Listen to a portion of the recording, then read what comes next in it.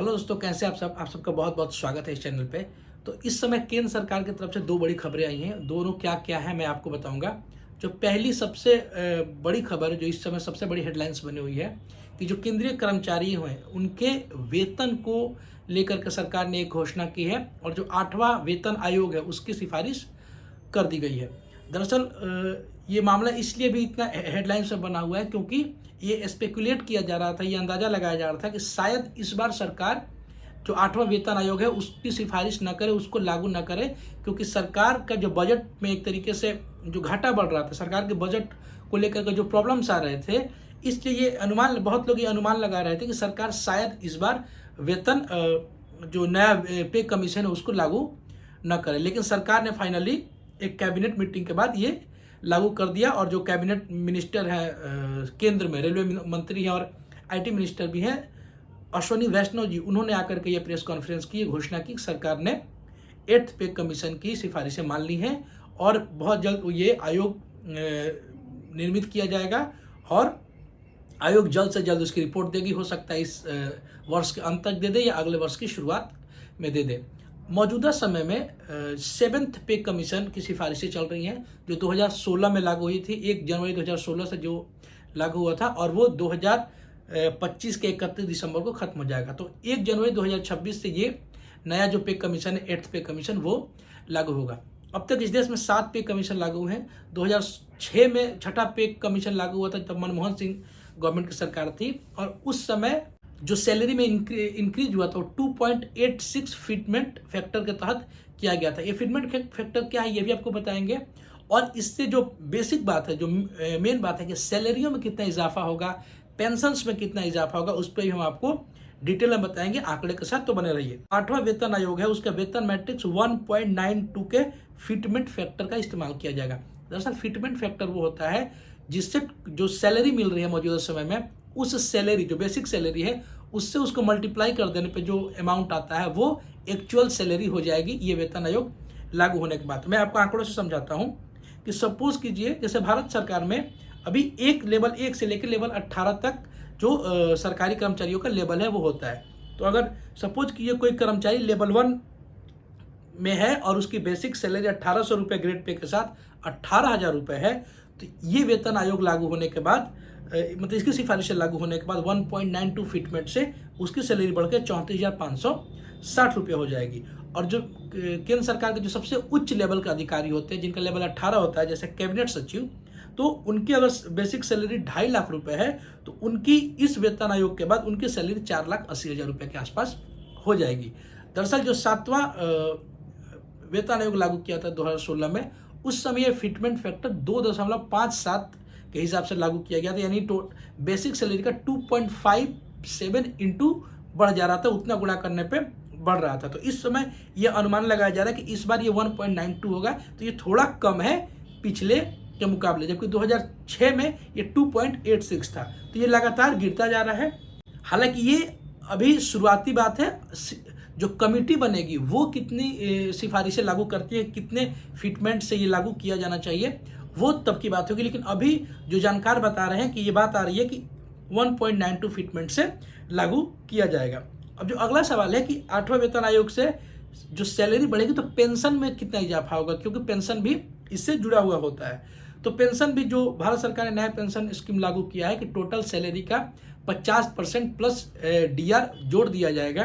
तो उस हिसाब से अगर उसी एग्जाम्पल को लेते हैं कि किसी कर्मचारी की सैलरी अगर लेवल 1 के साथ 34,560 रुपये हो जाएगी 8वां वेतन आयोग लागू होने के बाद, तो उसको जो पेंशन मिलेगा उस सैलरी के 50% यानी 17,280 रुपये प्लस डीआर, यानी जो महंगाई भत्ता हर साल बढ़ता है सरकार की तरफ से, वो मिलेगा। तो ये एक बहुत बड़ी खबर है कर्मचारियों के लिए। हालांकि इसमें कर्मचारी जितना उम्मीद कर रहे थे कि कम से कम जो 7वें वेतन आयोग में, जैसे मैंने बताया, 2.57 फिटमेंट लागू किया जाए, वो लागू नहीं किया गया है। मतलब ये अनुमान है कि वो लागू नहीं किया जाएगा, बल्कि उससे थोड़ा कम लागू किया जाएगा, 1.92। तो सैलरी जितनी वो एक्सपेक्ट कर रहे थे उतनी तो नहीं बढ़ेगी, पर हाँ, सैलरी में एक इंक्रीमेंट देखने को मिलेगा। एक और चीज़ आपको बताते चलिए कि जब भी ये वेतन आयोग लागू होता है, तो जब नया जो सैलरी लागू हो जाता है, जिससे मान लीजिए 1 जनवरी 2026 से नए सिफारिशों के तहत सैलरी लागू हो जाएगी, तो मौजूदा समय में जो डियरनेस अलाउंस मिलता है, जैसे अभी डियरनेस अलाउंस लगभग 53% है, तो वो डियरनेस अलाउंस क्या होता है, बढ़ के वो घट के 0 हो जाता है। तो ऐसे में जो मूल वेतन होता है, सैलरी, जो वेतन अभी मिल रहा है और जो वेतन इसके बाद मिलेगा, उसमें उतना अंतर नहीं होता जितना अंतर दिखाया जाता है। दरअसल बेसिक सैलरी में ये लगभग 2 गुने का अंतर दिखता है, लेकिन मौजूदा समय में जो सैलरी मिल रही है उसमें डीए जुड़ा होता है, महंगाई भत्ता जुड़ा होता है, तो एक्चुअल सैलरी ज़्यादा होती है। एग्जाम्पल के लिए बता देता हूँ कि जिससे मैंने बताया कि अगर 18,000 बेसिक सैलरी वाले की सैलरी इस वेतन आयोग के बाद बढ़ के 34,000 हो जाएगी, तो मौजूदा समय में भी उस व्यक्ति को लगभग 27 से 28,000 रुपये सैलरी मिल रही होगी। तो जब ये वेतन आयोग लागू होगा तो उसकी सैलरी 28,000 से बढ़कर 34,000 हो जाएगी। तो एक्चुअल में उसकी जो सैलरी बढ़ी वो 6,000 रुपये बढ़ा। तो इसलिए जो ये दिखता है कि सैलरी लगभग डबल हो जा रही है, वास्तव में जो कर्मचारी काम कर रहे हैं उनकी सैलरी डबल नहीं होती है, उनकी बेसिक की सैलरी डबल हो जाती है। फिर हर साल, जैसे साल में 2 बार डीए बढ़ता है, 3% या 4% बढ़ता है, तो फिर बढ़ते बढ़ते कुछ वर्षों बाद फिर जाकर के बढ़ेगा, तब जाकर के इनकी, जब फिर वापस 53% डीए हो जाएगा, तब जाकर के इनकी सैलरी इतनी हो पाएगी। लेकिन फिर भी ये एक बड़ी न्यूज़ इसलिए है क्योंकि ये अनुमान लगाया जा रहा था कि सरकार शायद इस बार वेतन आयोग लागू ना करे, क्योंकि सरकार ने जब 2016 में ये लागू किया था 7वां वेतन आयोग, तो सरकार को लगभग 1 लाख करोड़ का एक्स्ट्रा बजट पे खर्च बढ़ रहा था। तो सरकार जिस तरीके से क्रंच में है, क्रैश क्रंच में, उसको लेकर के ये अनुमान लगाया जा रहा था कि शायद सरकार ना लागू करे।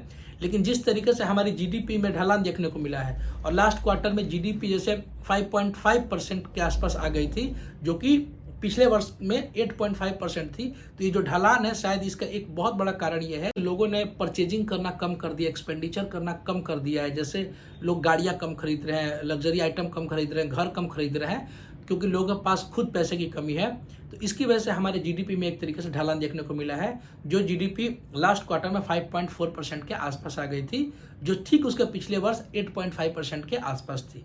तो जीडीपी में इस ढलान की वजह से बेरोजगारी दर में भी इजाफा देखने को मिला है। तो सरकार इस चीज़ को ध्यान में रखते हुए सरकार ये सिफारिश लागू कर दी है कि शायद लोगों के पास पैसे बढ़ेंगे तो प्राइवेट कंजप्शन बढ़ेगा। सरकार जो पब्लिक कंजप्शन है, पब्लिक एक्सपेंडिचर सरकार जो खर्च करती है उसमें तो कमी नहीं हुई है, लेकिन प्राइवेट कंजप्शन एक्सपेंडिचर कम होने से ये जीडीपी में कमी देखने को मिली है। इसके अलावा एक और रिपोर्ट आई है कि जो भारतीय लोग हैं वो बैंकों में अब सेविंग्स उतनी नहीं कर रहे हैं जितनी पहले करते थे, यानी सेविंग्स जो पैसे जमा करते हैं बैंक में उसमें भी कमी आई है। इससे बैंकों की स्थिति में एक नकारात्मक प्रभाव देखने को मिल रहा है। तो शायद इन सब बातों को ध्यान में रखते हुए ये सिफारिशें लागू की गई है, ताकि लोगों में एक पॉजिटिव माहौल जाए और लोग और खर्च करें, लोगों का एक हौसला बढ़े और जीडीपी में इसका सकारात्मक प्रभाव देखने को मिलेगा।